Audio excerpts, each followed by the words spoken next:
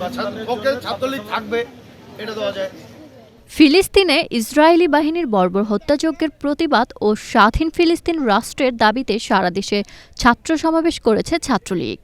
সোমবার বিশ্বব্যাপী শিক্ষক, শিক্ষার্থী ও সচেতন নাগরিকদের চলমান আন্দোলনে সংহতি জানিয়ে ফিলিস্তিনের পতাকা উত্তোলন, পদযাত্রা ও সমাবেশ অনুষ্ঠিত হয়েছে।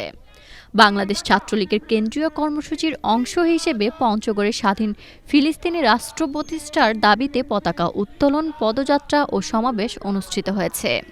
সোমবার দুপুরে জেলা ছাত্রলীগের আয়োজনে পঞ্চগড় মকবুলার রহমান সরকারি কলেজ থেকে একটি পদযাত্রা বের হয়ে শহরের প্রধান প্রধান সড়ক প্রদক্ষিণ করে।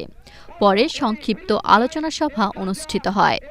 এদিকে লালমনিরহাট সরকারি কলেজ ছাত্রলীগের উদ্যোগে ফিলিস্তিন ও বাংলাদেশের পতাকা উত্তোলন ও পদযাত্রা অনুষ্ঠিত হয়েছে।